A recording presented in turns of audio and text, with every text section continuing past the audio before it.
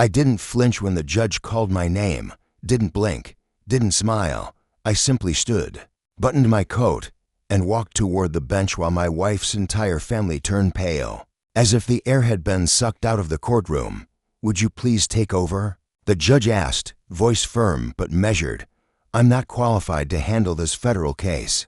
The silence that followed could have shattered glass. Alana, her sister, looked like the ground had vanished beneath her heels. She'd never seen me as anything more than static in the background. I wasn't supposed to matter.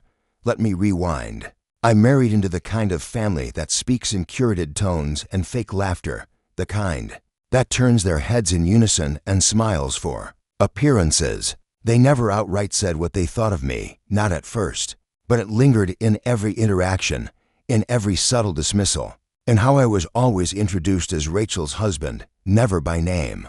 Back then, I was a federal defense attorney, handling high-stakes cases most people couldn't comprehend. But to them, I was just another forgettable man in a cheap suit, the quiet one, the unimpressive in-law. At first, I convinced myself it was harmless. My father-in-law would chuckle at my observations like I was a child. Her mother once asked if I'd ever considered a real profession, like real estate. Even Rachel, God bless her misplaced loyalty, used to apologize for me in social settings. Still, I stayed silent because I loved my wife, because I thought dignity held more power than defensiveness, because I believed that truth, sooner or later, always surfaces. And then I learned about Alana. It began at Thanksgiving. She arrived late, draped in red wine. An entitlement.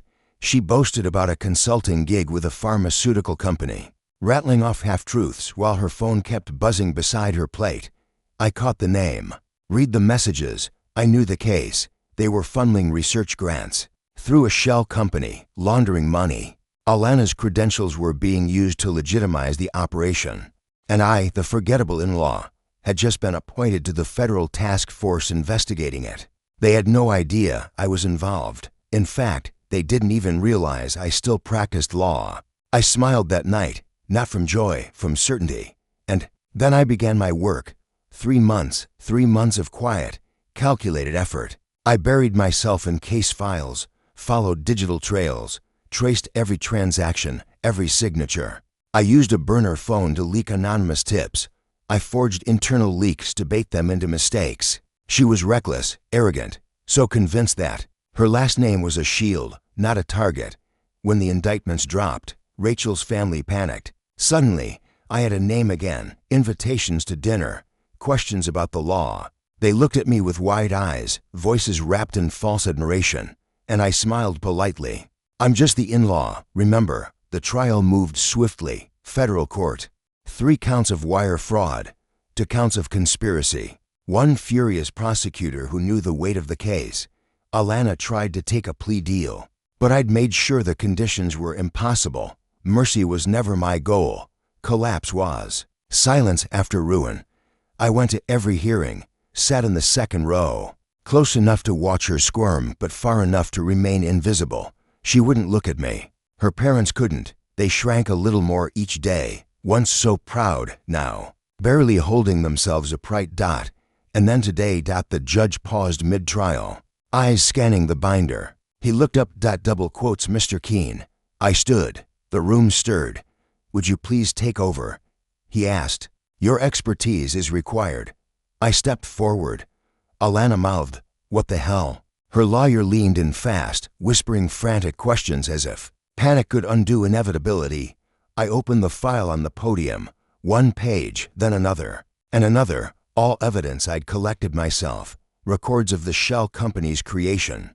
Transfers linked to her accounts. Email threads, time-stamped.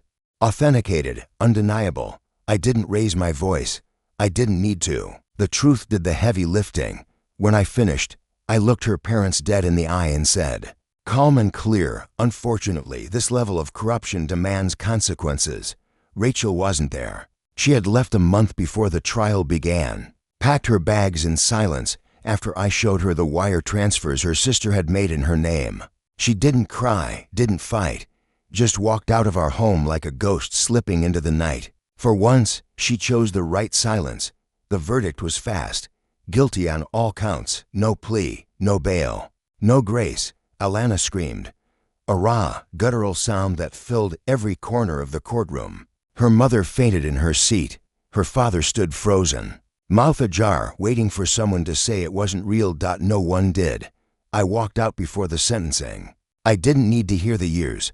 Justice had already arrived the moment the judge said my name. The irony is, they thought I was a nobody. A footnote, background noise. But the quiet ones were the ones you never see coming. We watch, we remember, we wait. And when we pull the pin, we do it without flinching, and we never miss. I'm not bitter. I'm not broken. I'm free of them, free of the burden of proving myself. Let them whisper now. Let them rewrite the narrative. The failure in law who dismantled an empire with patience, precision, and the unrelenting weight of truth. I don't need their applause. I just need their silence. That's how you know the story is over.